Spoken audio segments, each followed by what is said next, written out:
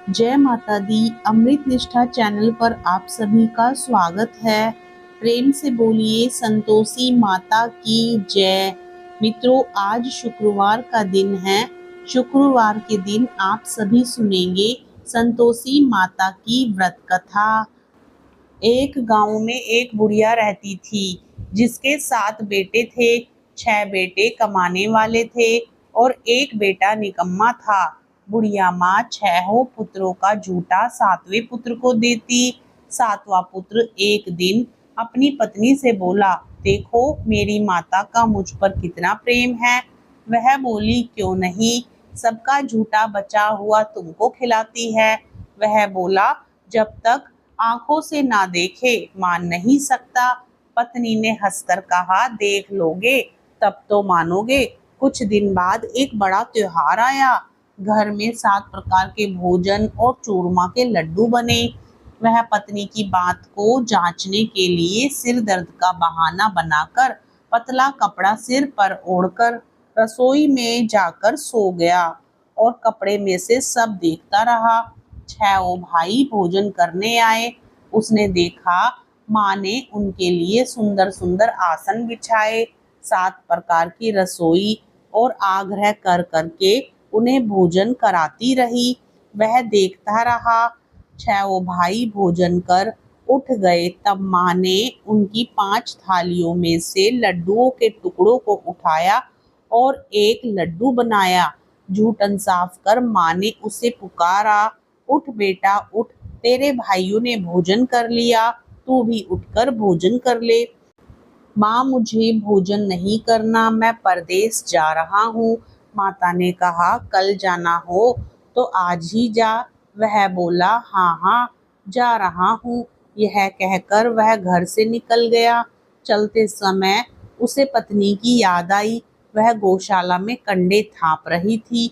वहां जाकर वह बोला, मेरे पास तो कुछ नहीं है, यह अंगूठी है, सो ले लो और अपनी कोई निशानी मुझे दे दो। वह बोली, मेरे पास क्या है, यह गोबर भरा हाथ है। यह कहकर पत्नी ने उसकी पीठ पर गोबर के हाथ की थाप मार दी। वह चल दिया। चलते चलते दूर देश में पहुंचा। वहां एक साहूकार की दुकान थी। वहां जाकर बोला, सेठ जी मुझे नौकरी पर रख लो। साहूकार को नौकर की सख्त जरूरत थी। साहूकार ने कहा, काम देखकर तनख्वाह मिलेगी। उसने कहा, सेठ जी जैसा आप ठीक समझे। उसे साहूकार के यहाँ नौकरी मिल गई। वह वहाँ दिन रात काम करने लगा। कुछ दिन में दुकान का लेन देन, हिसाब किताब, ग्राहकों को माल बेचना, सारा काम करने लगा। साहूकार के 7-8 नौकर थे। वे सब चक्कर खाने लगे, लेकिन उसने अपनी लगन, परिश्रम और ईमानदारी से सभी को पीछे छोड़ दिया। उसे अपने किए का फल मिला। सेठ ने भी उसका काम देखा और 3 महीने में ही उसे मुनाफे में साझीदार बना लिया। परिश्रम करते करते 12 वर्ष में ही वह नगर का नामी सेठ बन गया और सेठ अपना सारा कारोबार उस पर छोड़कर बाहर चला गया। इधर उसकी पत्नी पर क्या बीती वह सुने। सास ससुर उसे दुख देने लगे। गृहस्थी का काम करवाकर उसे लकड़ी लेने जंगल में भेजते। इस बीच घर की रोटियों के आटे से जो भूसी निकलती उसकी रोटी बनाकर रख दी जाती और फूटे नारियल की नरेली में पानी दिया जाता। इस तरह दिन बीतते रहे। एक दिन वह जब जंगल में लकड़ी लेने जान रही थी तब उसे रास्ते में बहुत सी स्त्रियां संतोषी माता का व्रत करती दिखाई दी। वह वहां खड़ी होकर पूछने लगी, बहनों यह तुम किस देवता का व्रत करती हो? इसके करने से क्या फल होता है? इस व्रत के करने की क्या विधि है? यदि तुम अपने इस व्रत का विधान मुझे समझाकर कहोगी तो मैं तुम्हारा बड़ा एहसान मानूंगी। उनमें से एक स्त्री बोली, सुनो यह संतोषी माता का व्रत है। इसके करने से निर्धनता, दरिद्रता का नाश होता है। लक्ष्मी आती है, मन की चिंताएं दूर होती हैं, मन को प्रसन्नता और शांति मिलती है। निपुति को पुत्र मिलता है, प्रीतम बाहर गया हो तो वह शीघ्र लौट आता है। कुंवारी कन्या को मनपसंद वर मिलता है, चलता मुकदमा खत्म हो जाता है। कलह कलेश की निवृत्ति हो, मुख शांति होती है। घर में धन जमा हो, धन जायदाद का लाभ होता है तथा और भी मन में कुछ कामना हो, सब संतोषी माता की कृपा से पूरी हो जाती हैं, इसमें संदेह नहीं। वह पूछने लगी, यह व्रत कैसे किया जाता है, यह भी बताओ तो बड़ी कृपा होगी। वह स्त्री कहने लगी, बिना परेशानी, श्रद्धा और प्रेम से जितना भी बन सके प्रसाद लेना। 5.25 पैसे से 5.25 आने तथा इससे भी ज्यादा शक्ति और भक्ति के अनुसार गुड़ और चना लें। हर शुक्रवार को निराहार रहकर कथा कहना सुनना। इसके ओम बीज का क्रम नहीं टूटे। लगातार नियम पालन करना। सुनने वाला कोई न मिले तो घी का दीपक जलाकर उसके आगे जल के पात्र को रख कथा कहना, परंतु नियम न टूटे। जब तक कार्य सिद्ध ना हो नियम पालन करना और कार्य सिद्ध हो जाने पर व्रत का उद्यापन करना। 3 मास में माता पूरा फल प्रदान करती हैं। यदि किसी के ग्रह खोटे हैं तो भी माता 1 वर्ष में अवश्य उनको अनुकूल करती हैं। कार्य सिद्ध होने पर ही उद्यापन करना चाहिए, बीच में नहीं। उद्यापन में 2.5 सेर आटे का खाजा तथा इसी के अनुसार खीर तथा चने का साग बनाना। 8 बच्चों को भोजन कराना। जहाँ तक मिले देवर जेठ भाई बंधु कुटुंब के लड़के लेना, ना मिले तो रिश्तेदारों और पड़ोसियों के लड़के बुलाना, उन्हें भोजन करा, यथाशक्ति दक्षिणा दे। माता का नियम पूरा करना। ध्यान रखना उस दिन घर में कोई खटाई ना खाए। यह सुन वह वहां से चल दी। रास्ते में लकड़ी के बोझ को बेच दिया और उन पैसों से गुड़ चना ले माता के व्रत की तैयारी कर आगे चली।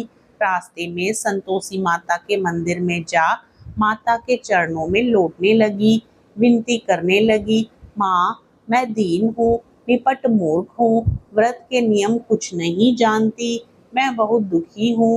हे माता मेरा दुख दूर कर, मैं तेरी शरण में हूँ। माता को दया आई। एक शुक्रवार बीता कि दूसरे शुक्रवार को ही उसके पति का पत्र आया और तीसरे शुक्रवार को उसका भेजा हुआ पैसा आ पहुंचा। यह देखकर जेठानी मुंह सिकोड़ने लगी। इतने दिनों बाद इतना पैसा आया, इसमें क्या बड़ाई है। लड़के ताने देने लगे।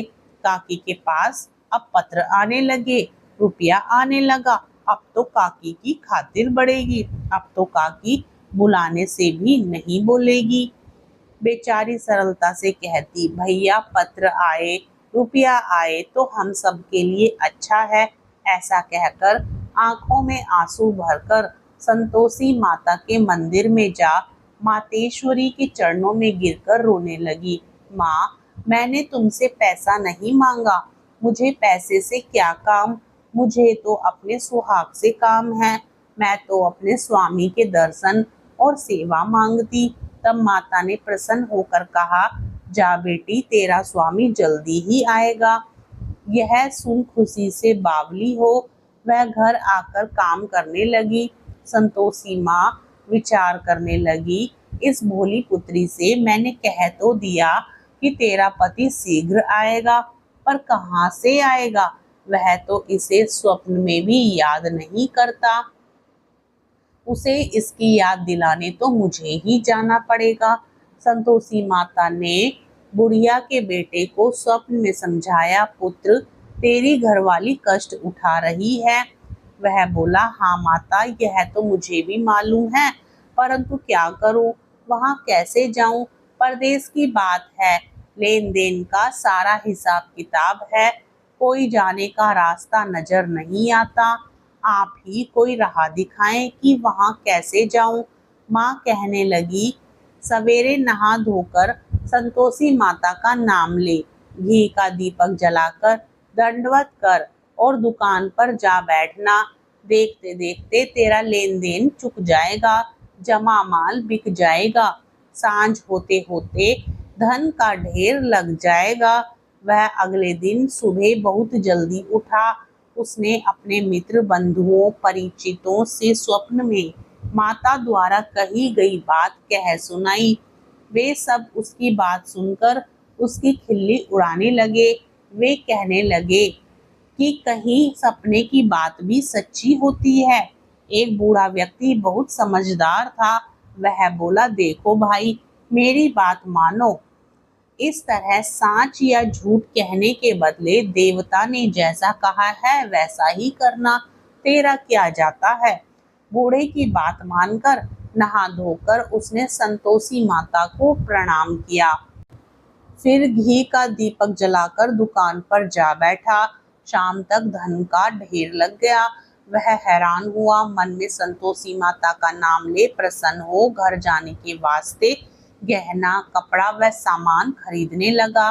सब काम से निपट अपने घर को रवाना हुआ। उधर उसकी पत्नी जंगल में लकड़ी लेने गई। लौटते वक्त थक जाने के कारण संतोषी माता के मंदिर पर विश्राम करने बैठ गई। यह तो उसका रोज रुकने का स्थान था। धूल उड़ती देख उसने माता से पूछा, हे माता, यह धूल कैसी उड़ रही है। माँ ने कहा, हे पुत्री, तेरा पति आ रहा है। अब तू ऐसा कर, लकड़ियों के 3 बोझ बना, एक नदी के किनारे रख, दूसरा मेरे मंदिर पर और तीसरा अपने सिर पर रख। तेरे पति को लकड़ी का गट्ठा देखकर मोह पैदा होगा, वह यहाँ रुकेगा, नाश्ता पानी बना खाकर माँ से मिलने जाएगा। तू लकड़ी का बोझ उठाकर जाना और बीच चौक में गट्ठा डालकर 3 आवाजें जोर से लगाना, लो सासू जी लकड़ियों का गट्ठा लो, भूसे की रोटी दो, नारियल के खोपरे में पानी दो, आज कौन मेहमान आया है। संतोषी माँ की बात सुनकर वह बहुत अच्छा माँ कहकर प्रसन्न मन से लकड़ियों के 3 बोझ बना लाई। एक नदी के तट पर, दूसरा माता के मंदिर पर रखा। इतने में ही मुसाफिर वहां आ पहुंचा। सूखी लकड़ी देख उसको इच्छा हुई कि अब यहीं विश्राम कर ले और भोजन बनाकर खा पी कर गांव चले। इस प्रकार भोजन कर विश्राम कर वह अपने गांव में आ गया। उसी समय बहू सिर पर लकड़ी का गट्ठा लिए आई। उसने गट्ठे को आंगन में डाल जोर से 3 आवाजें दी, लो सासू जी लकड़ी का गट्ठा लो, भूसे की रोटी दो, नारियल के खोपर में पानी दो, आज कौन मेहमान आया है। यह सुनकर सास ने अपने दिए हुए कष्टों को भुलाने के लिए कहा, बहू तू ऐसा क्यों कहती है, तेरा मालिक ही तो आया है, बैठ मीठा भात खाकर कपड़े गहने पहन। पत्नी की आवाज सुनकर उसका स्वामी बाहर आया और उसके हाथ में पहनी अंगूठी देख व्याकुल हो गया। उसने माँ से पूछा, माँ यह कौन है। माँ बोली, बेटा तेरी पत्नी है, आज 12 वर्ष हो गए हैं। जब से तू गया है तब से गांव में जानवर की तरह भटकती फिरती है, काम काज कुछ करती नहीं, 4 समय आकर खा जाती है। अब मुझे देखकर भूसे की रोटी और नारियल के खापरे में पानी मांगती है। वह बोला, माँ मैंने इसे भी देखा है और तुम्हें भी, मुझे दूसरे घर की चाबी दो, मैं उसमें रहूंगा। ठीक है बेटा, जैसी तेरी मर्जी, कहकर माँ ने चाबी का गुच्छा बेटे के सामने रख दिया। उसने दूसरे घर को खोलकर सारा सामान जमाया। एक ही दिन में वहां राजा के महल जैसा ठाट बाट बन गया। अब क्या था, वह सुख भोगने लगी। अगला शुक्रवार उसने पति से कहा, मुझे संतोषी माता का उद्यापन करना है। पति बोला, बहुत अच्छा, खुशी से कर लो। वह उद्यापन की तैयारी करने लगी। जेठ के लड़कों को भोजन के लिए कहने गई। उन्होंने मंजूर किया, परंतु पीछे से जेठानी ने अपने बच्चों को सिखलाया, देखो रे, भोजन के समय सब लोग खटाई मांगना, जिससे उसका उद्यापन पूरा ना हो। लड़के भोजन करने आए, खीर पेट भरकर खाई, परंतु बात याद आते ही कहने लगे, हमें कुछ खटाई खाने को दो। खीर खाना हमें भाता नहीं, देखकर अरुचि होती है। लड़के उठ खड़े हुए, बोले, पैसे लाओ। भोली बहू कुछ जानती नहीं थी, उसने उन्हें पैसे दे दिए। लड़कों ने बाजार जाकर उन पैसों से इमली खरीदी और खाई। यह देखकर बहू पर माताजी ने कोप किया। राजा के दूत उसके पति को पकड़कर ले गए। अब सब मालूम हो जाएगा जब जेल की रोटी खाएगा। बहू से यह वचन सहन नहीं हुए। वह संतोषी माता के मंदिर में गई और कहने लगी, माता, तुमने यह क्या किया? हंसाकर क्यों रुलाने लगी? माता बोली, पुत्री, तूने मेरा व्रत भंग किया है, इतनी जल्दी सब बातें भुला दी। वह बोली, माता, भूली तो नहीं हूँ, ना कुछ अपराध किया है, मुझे तो लड़कों ने भूल में डाल दिया, मुझे क्षमा करो माँ। माँ बोली, ऐसी भूल भी कहीं होती है? वह बोली, अब कोई भूल नहीं होगी। अब बताओ मेरे पति कैसे आएंगे? माँ बोली, पुत्री, जा, तेरा पति तुझे रास्ते में ही आता मिलेगा। वह मंदिर से निकलकर बाहर आई तो रास्ते में उसे अपना पति आता हुआ मिला। उसने पूछा, कहाँ गए थे? वह बोला, इतना धन जो कमाया है उसका कर राजा ने मांगा था, वह भरने गया था। वह प्रसन्न होकर बोली, भला हुआ, अब घर चलो। फिर अगला शुक्रवार आया। वह बोली, मुझे माता का उद्यापन करना है। पति ने कहा, ठीक है, करो। फिर वह जेठ के लड़कों से भोजन को कहने गई। जेठानी ने लड़कों को सिखा दिया कि तुम पहले ही खटाई मांगना। लड़के भोजन करने बैठे, लेकिन भोजन करने से पहले ही कहने लगे, हमें खीर पूरी नहीं भाती, जी बिगड़ता है, कुछ खटाई खाने को दो। वह बोली, खटाई खाने को नहीं मिलेगी, खाना हो तो खाओ। उनके उठकर चले जाने पर उसने ब्राह्मणों के लड़के बुलाकर भोजन करवाया। दक्षिणा की जगह उन्हें एक एक फल दिया। इससे संतोषी माता प्रसन्न हो गई। माता की कृपा से 9 माह बाद उसको चंद्रमा के समान एक सुंदर पुत्र प्राप्त हुआ। पुत्र को लेकर वह प्रतिदिन संतोषी माता के मंदिर में जाने लगी। माँ ने सोचा कि यह रोज आती है, आज क्यों ना मैं इसके घर चलूं, इसका आसरा देखूं तो सही। यह विचार कर माता ने भयानक रूप बनाया।